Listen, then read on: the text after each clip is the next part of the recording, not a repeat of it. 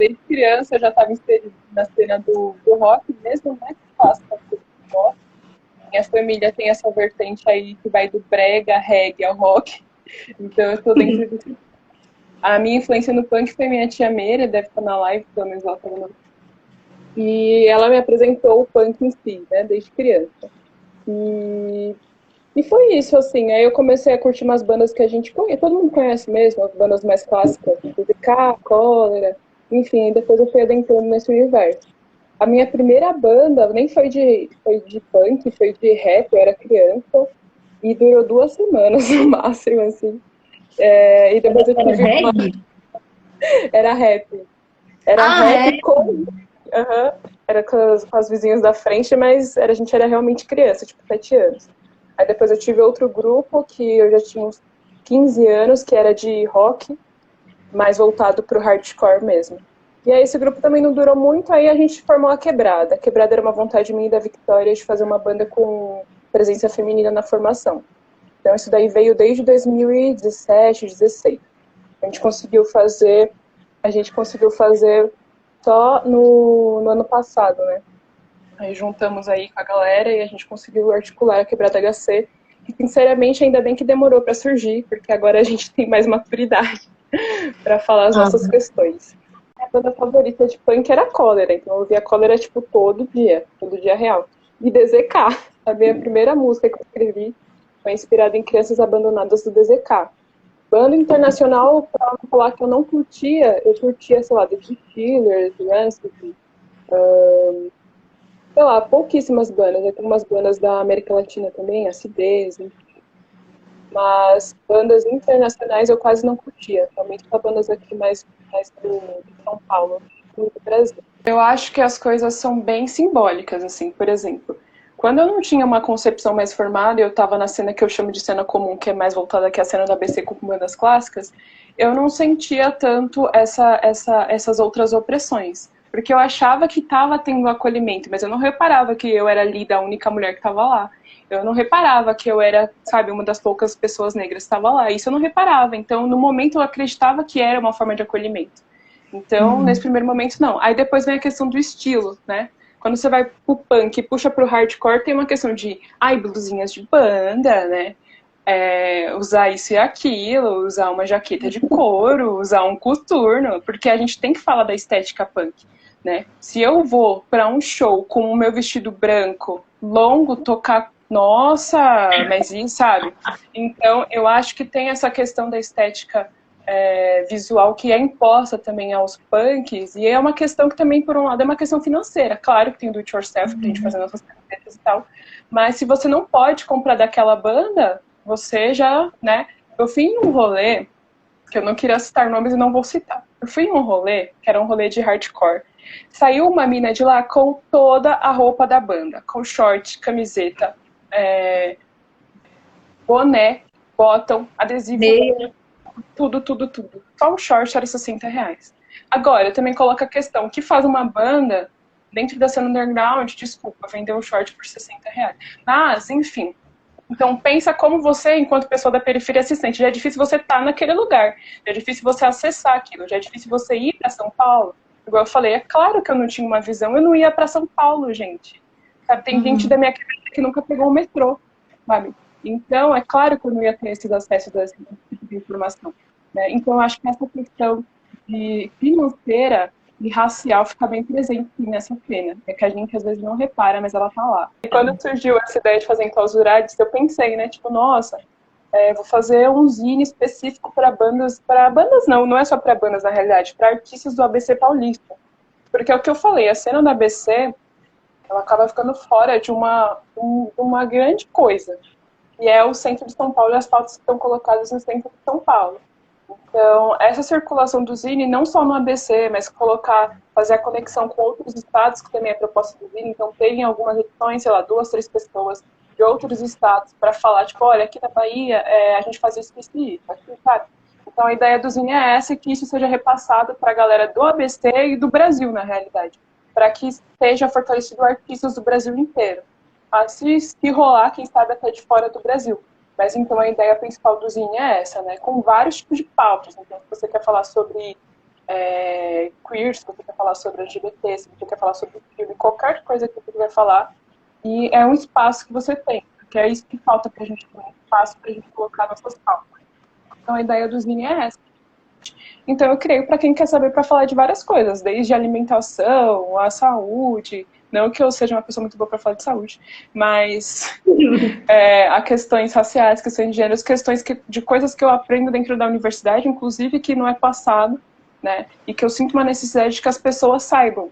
Ainda não tem muito seguidor, enfim, eu não sei se realmente isso está servindo para alguma coisa, e eu também não posso estar sempre escrevendo, mas o que eu escrevo eu espero que chegue em alguém. Então é essa a ideia. Sobre a questão da internet ser uma ferramenta antirracista, qualquer coisa, na realidade, a gente pode se mobilizar dentro da internet para fazer uma atuação política. Né? Agora, não basta a gente ficar postando, né, gente sendo morta nos stories, achando que está sendo antirracista e continuando fazendo coisas que não ajudam nessa questão. Não adianta. Porque a gente vê que ou as pessoas brancas acham que estão fazendo alguma coisa postando um storyzinho, que às vezes nem lê o conteúdo, ou às vezes nem segue a página, né? Porque já aconteceu comigo. Ou as pessoas brancas não fazem nada, né? Então a gente vê bastante dentro do movimento punk, do movimento antifascista, inclusive. As pessoas achando que estão fazendo alguma coisa, as pessoas que se dizem antifascistas, mas que não são antifascistas. O que não faz sentido, né? Uma coisa precisa da outra. Então é isso que eu vejo. Mas a internet com certeza pode ser usada como uma ferramenta racista, para a gente falar dessas questões. Para a gente falar, olha, existe racismo. Porque então no século XXI as pessoas acham que existe racismo reverso. Eu recebi um monte de mensagem no TikTok de gente falando que existe racismo reverso. Eu, tipo, meu Deus, sabe? Tipo, não que eu não seja claro que as pessoas ainda acham isso. As pessoas que acreditam numa cadeia racial, pessoas que não há racismo. Eu acho que viabilizar a sociedade para pessoas, inclusive para pessoas negras, né? Então, o Estado faz com que as pessoas se entendam como brancas e que a sociedade máscara um pouco o racismo, né? Eu acho que é muito importante. Então, a gente precisa dessa ferramenta para isso, né? Para qualquer tipo de informação, mas para isso é muito importante. Eu acho que no Brasil, finalmente, a pauta racial está voltando em questão. Né? A gente teve muitas críticas às cotas raciais, que foi um outro momento que a pauta racial voltou. E agora a gente está tendo um retorno e a gente está tendo um militante antifa falando que a gente tem que falar só de antifascismo. Esses próprios militantes antifas falando que são antirracistas quando não são. E o movimento negro sempre tentou se articular, o movimento negro sempre se articula, inclusive sobre o termo negro. Né? Agora, eu acho que não é justo a gente falar que o movimento negro não está fazendo nada. Né? Porque eu vejo muita gente falando que o movimento negro não está fazendo nada. Agora, o que vocês estão fazendo? Certo? Eu acho que o movimento negro sempre tenta se articular dentro dessas questões, sempre está atuante. Claro que agora é um momento em que, por exemplo, se a gente fosse comparar com outros países, tá, mas outros países não são o Brasil, a realidade do Brasil é totalmente diferenciada. O que vai fazer um monte de pessoas indo na rua nesse momento? São pessoas que já são precarizadas, que já estão indo trabalhar, se expor mais ainda ao contato do vírus. Será que é o Estado que quer isso? Como que a gente vai reivindicar, sabe? Eu acho que a gente tem que pensar também nessas coisas. Como que eu vou falar mal de um movimento que não está se articulando nas ruas em um momento de pandemia? Não faz, eu sinceramente acho que não faz sentido. Não vamos generalizar mais uma vez, porque eu vejo que tem umas cooperativas antifascistas que atuam e tem inclusive pessoas negras dentro que fazem ali umas coisinhas, né? Então não dá pra generalizar todos os antifascistas. Agora, falando de antifascistas brancos, eu acho que não. Eu acho que muita gente que se diz antifascista vai no rolê, toca um som, bebe uma breja, pega o baixo, pega a guitarra, né? Toca ali uma música falando não sei o que e depois vai embora, né? Então, e não tem um quê de pauta racial, né? Inclusive se afasta de cara negra quando tá chegando perto, inclusive diz que é antirracista e hipersexualiza cara negra.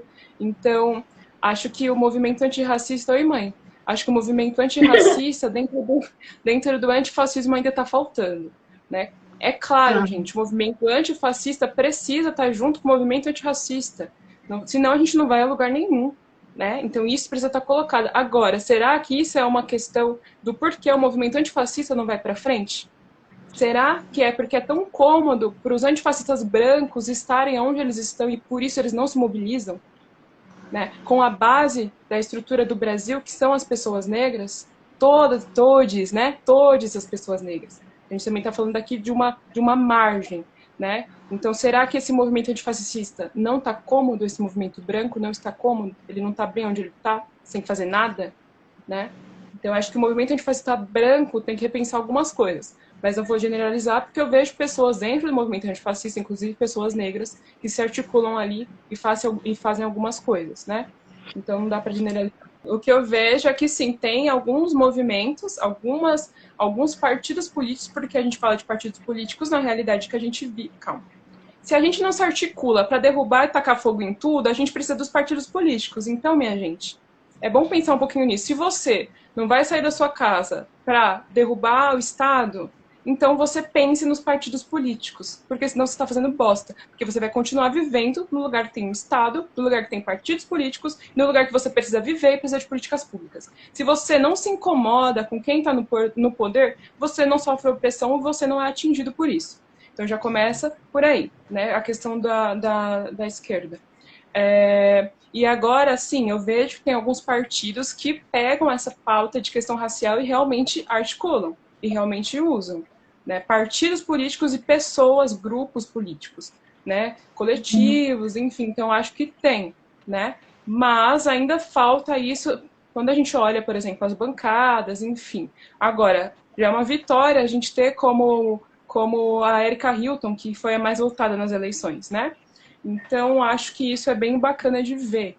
Mas a gente tem que tomar cuidado também porque não é falso antirracismo, porque existe. Então, tomar cuidado com essas pessoas que se movimentos brancos, pessoas brancas que se posicionam antirracistas e não estão nem aí para nada. Então, tem que tomar cuidado com isso.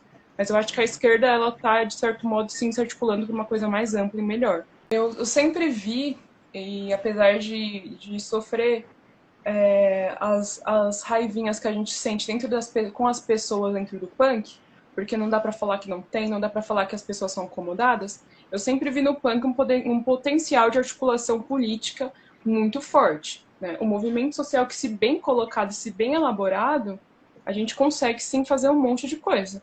Se a gente formar alianças, né, e se colocar à frente, a gente consegue. Agora, tem poucas pessoas que usam do punk, né, da sua estética, da sua contestação, da sua rebeldia, para falar sobre questões raciais, né, e não só agir de modo antirracista, né. Então, tem algumas bandas que você lembra, alguns grupos sociais, mas que se articulam ali de modo até às vezes anarquista, né, forma ali na periferia uns grupos, e que é muito bacana. Então, a gente não pode apagar essas coisas que tem dentro do punk para falar mal. Às vezes a gente sente vontade de falar mal, né? Como eu até senti um pouquinho agora, mas eu lembrei que tem sim, acho que é sério, eu fiquei até feliz de lembrar, que eu lembrei que tem sim articulações muito boas e positivas dentro do punk, foda, né? A gente vai, ajuda uma organização, a gente faz uma organização em um espaço e arrecada cestas básicas e faz curso. Então, existe essas coisas. A gente não pode apagar essas coisas que existem. Claro, não são muitos. A minha visão, quando entrei no punk, era de que o punk inteiro era assim, né? Que a gente ia tacar fogo em tudo e que a gente ia se ajudar e ia ser ótimo. Mas, então... mas a gente não pode apagar essas coisas, sabe? Positivas que tem. Para além disso, tem gente que usa do punk como um espaço cômodo. Ah, eu sou burguês, eu sou branca, eu tenho dinheiro. Vou fazer isso daqui que é mais fácil para que eu possa ter um status, porque a gente vê. Daí eu vou vender as minhas blusinhas aqui por R$ 60 e vou fazer turnê no Brasil inteiro, né? Então, também a gente tem que tomar cuidado com isso. Se a gente está dentro do movimento punk, por que a gente soma e se articula com essas pessoas e não com os outros movimentos que estão fazendo curso, arranjando cesta básica, fazendo vaquinha, isso e aquilo? A gente tem que repensar quem a gente ajuda também. Bom, é a mesma coisa que...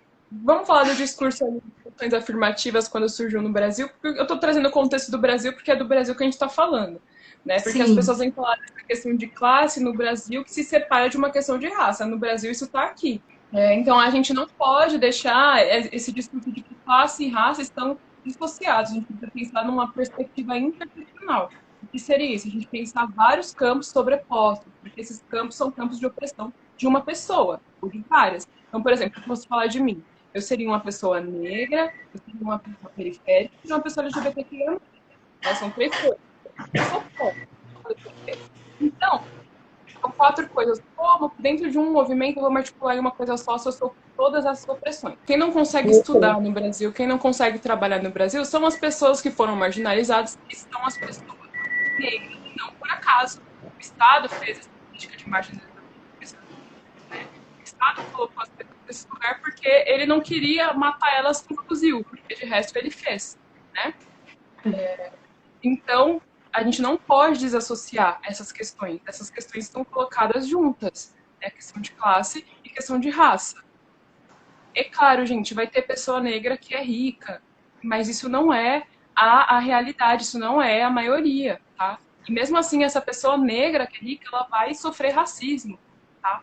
Então a gente tem que lembrar dessas questões. Ela pode ser morta pela polícia da mesma forma, não é a academia que vai livrar alguém de ser morto pela polícia, sabe? Não é isso. É claro que isso ajuda a gente a se mobilizar e a entender as estruturas que o Estado impõe, né, gente? Então essa questão de classe e raça, ela tá colocada. Não faz, é claro, né, para algumas pessoas sempre é cômodo e normalmente são para as pessoas brancas, né? Então vamos falar de cota racial, vamos falar de ação afirmativa. Ah, mas para que vai colocar a questão racial? É só colocar para pessoas pobres. Mas uma pessoa pobre, branca, tem mais privilégios sociais do que uma pessoa negra. Né? E lembrando, por que lembrando? Porque as pessoas ainda acham que raça é uma questão biológica, tá? Raça só existe socialmente, a leitura das pessoas às outras. Raça não existe biologicamente. Porque, enfim, eu também ouvi uns papos esses dias que, olha, osso. Primeiro eu tinha que ressaltar que eu não consigo escolher nada favorito. Eu tenho uma memória uma memória horrível. Então vamos lá. Livro, eu escolho Racismo Estrutural do Silvio Almeida, porque eu li ele esses dias durante a pandemia, e para servir de base para a galera que gosta de falar para quem é negro e para quem estuda questões raciais que racismo institucional é uma coisa e que racismo estrutural é a mesma coisa.